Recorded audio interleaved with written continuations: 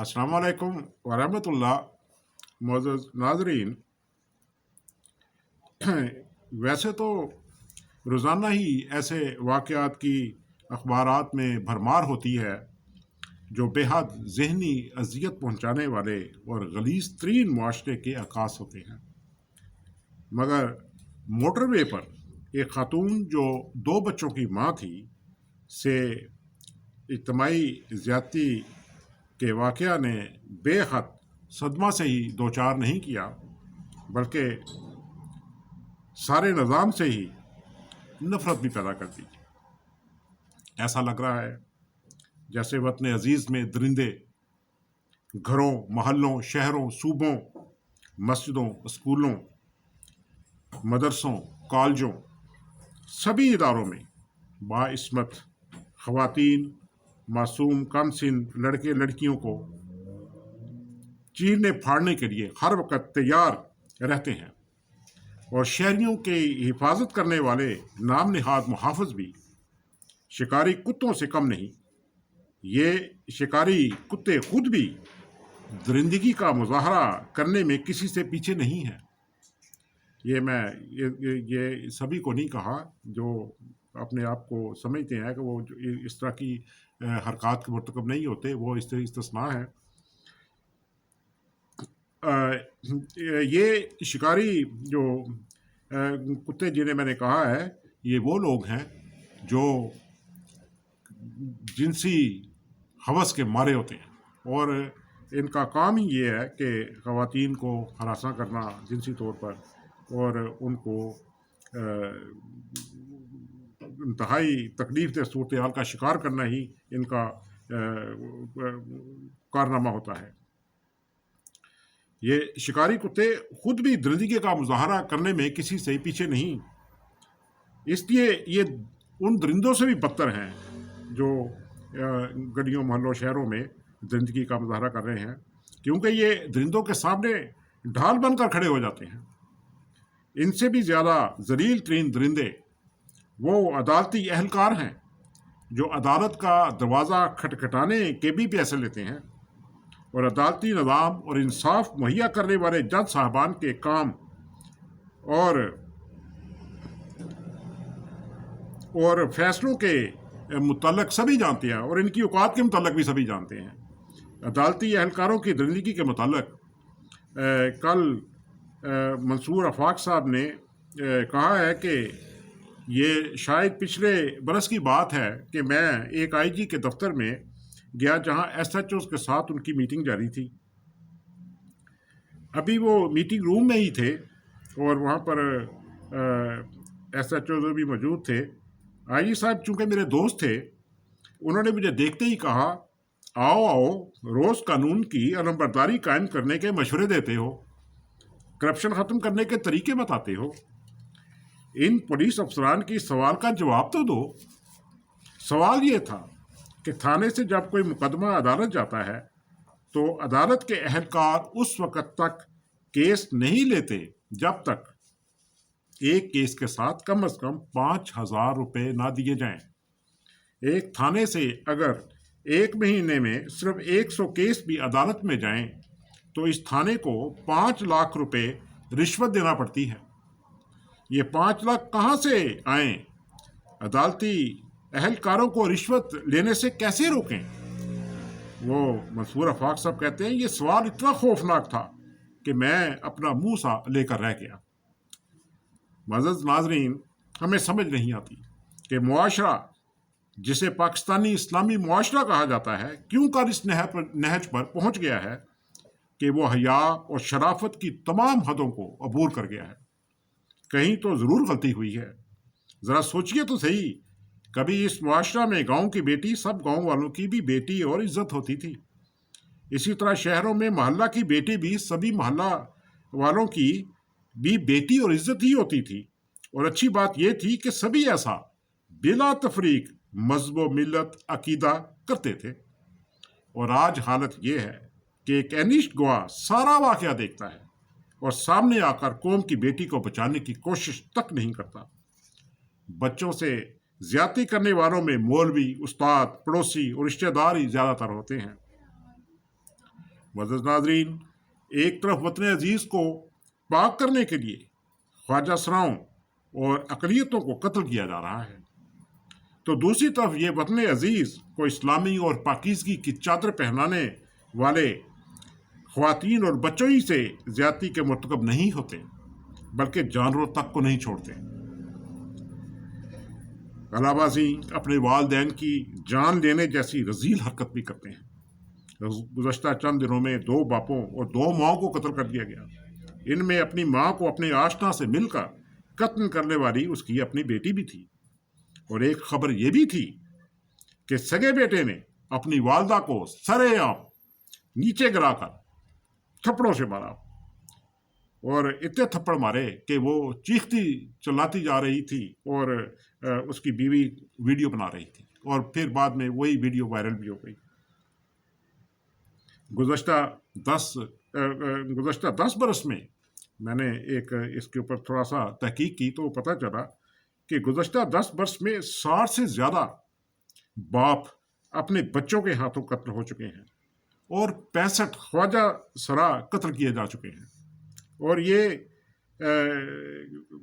سمجھ سے بالاتر ہے کہ یہ کیا ہے۔ یہ نا بے حسی کی انتہا ہے کہ قانون نافذ کرنے والے درند ادارے ہر درندگی کے واقعہ کے بعد تب جاگتے ہیں جب کسی مظلوم کی چیخیں مردہ سول سوسائٹی کو جگاتی ہیں، اور سول سوسائٹی نیند میں خلل واقع ہونے پر احتجاج کرتی دکھائی دیتی ہے، جس پر چند روز کے لیے قانون نافذ کرنے والے ادارے متحرک ہو جاتے ہیں، اور مظلوم کی تسلی کے لیے اور سول سوسائٹی کو مطمئن کرنے کے لیے مجرم پکڑ بھی لیے جاتے ہیں، اور پھر سب بھول جاتے ہیں اور میٹھی نیند کے مزے لیتے ہیں۔ موٹر وے پر ہونے والے اجتماعی زیادتی کے واقعہ میں ملوث مجرم 27 سالہ عابد اشتہاری مجرم ہے۔ 2018 میں اس درندے نے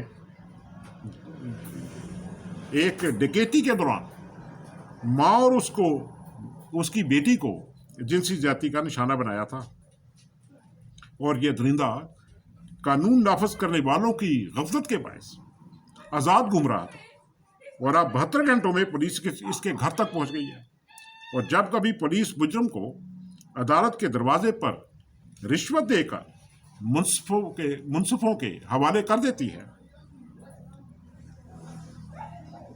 تو منصفوں کی ڈرامے بازیاں اور ہڈ حرامیاں شروع ہو جاتی ہیں، اور عدالتوں میں ضمیر بکتے ہیں، وکیل بکتے ہیں، گواہ بکتے ہیں، اور منصف بھی بکتے ہیں۔ یہ سب ایسا ہی ہوتا ہے جیسے کسی نائکا کے کوٹھے پر دلال بھاؤ تاؤ کرتے ہیں، اور مظلوم اس بھاؤ تاؤ کے بوجھ تلے کراہتے کراہتے مر جاتے ہیں یا نیم مردہ جیتے رہتے ہیں۔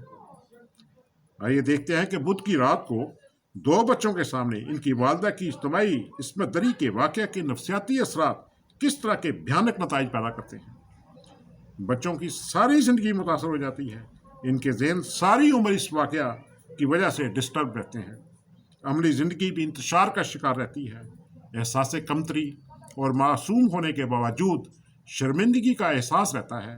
بدقسمتی سے پاکستانی معاشرہ اس قابل قتل نہیں ہے کہ ان معصوموں کو زندہ دلی سے گلے لگا کر ان کی سوچ بہتر کرنے میں مددگار ثابت ہو سکے، اور خواتین تو گویا رشتہ داروں اور معاشرہ کے لیے کوئی اور ہی مخلوق بن جاتی ہیں۔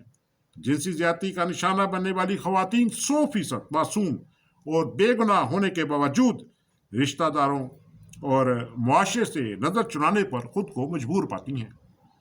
کاش خواتین اور بچوں سے زیادتی کرنے والے مجرموں کو بلا تاخیر عبرتناک سزا دے دی جائے، تاکہ خواتین اور بچوں کو ان درندوں سے محفوظ رکھا جا سکے۔ اور اہم بات یہ ہے کہ ہر بچے کو اسکول بھیجنے کا بندوبست کیا جائے، اور ابتدا سے ہی بچوں کو اعلیٰ اخلاق کے زیور سے آراستہ کیا جائے۔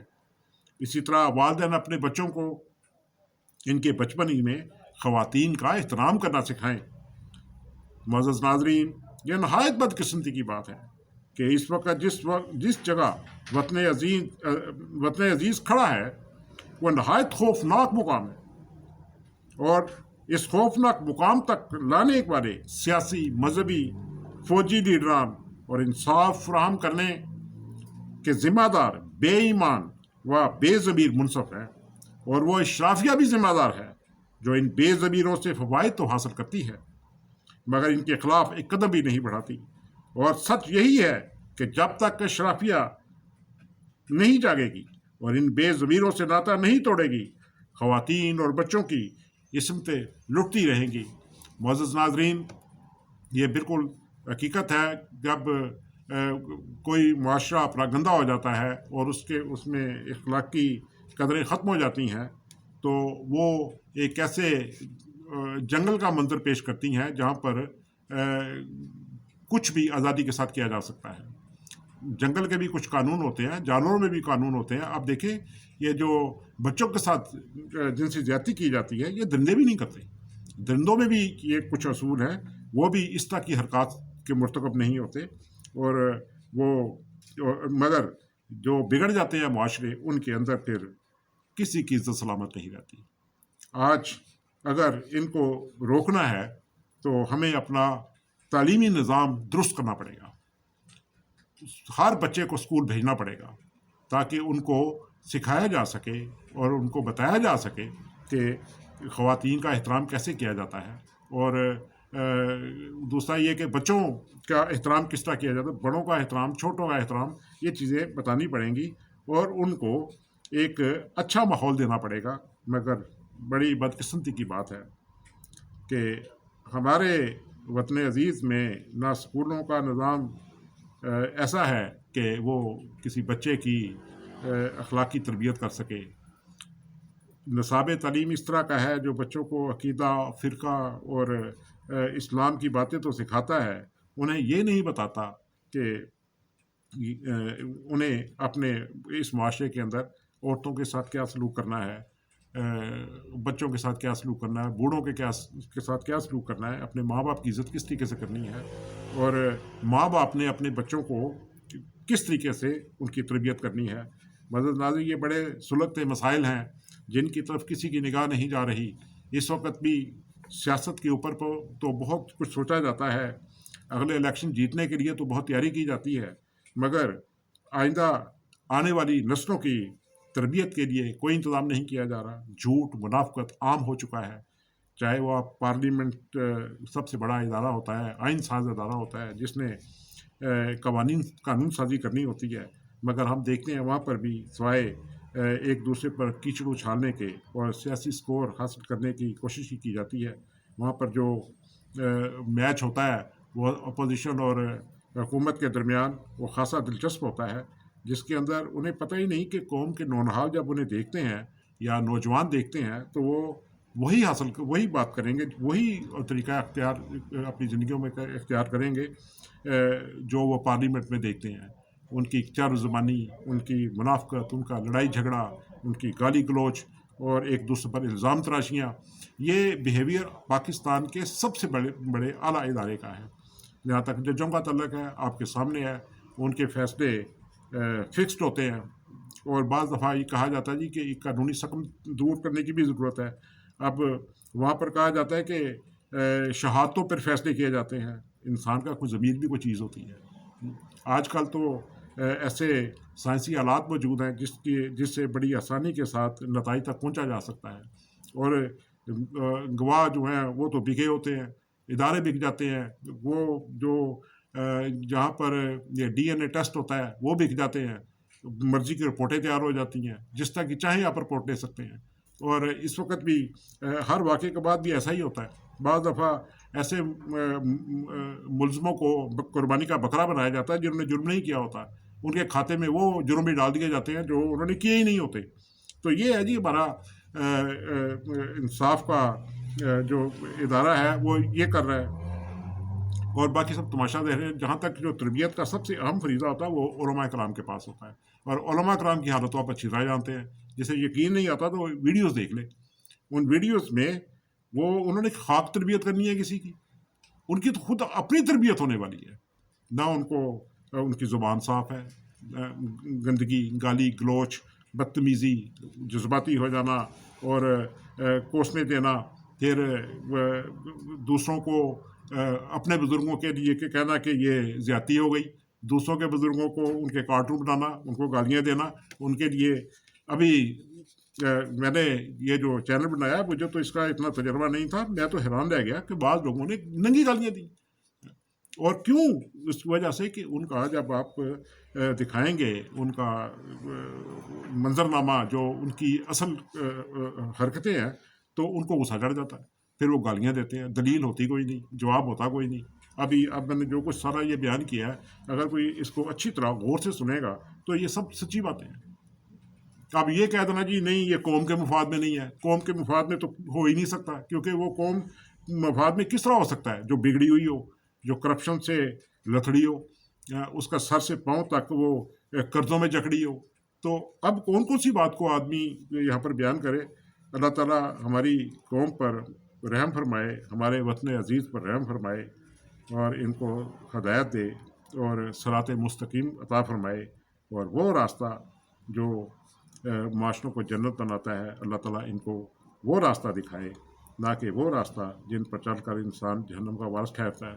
اسی کے ساتھ معزز ناظرین، آج کے پروگرام کو ختم کرتا ہوں۔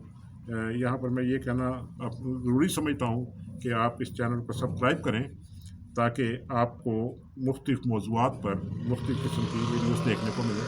انشاءاللہ یہ سلسلہ جاری رہے گا، اور اسی کے ساتھ معزز ناظرین اجازت چاہتا ہوں۔ اللہ آپ کا حامی ناصر ہو۔ اللہ حافظ۔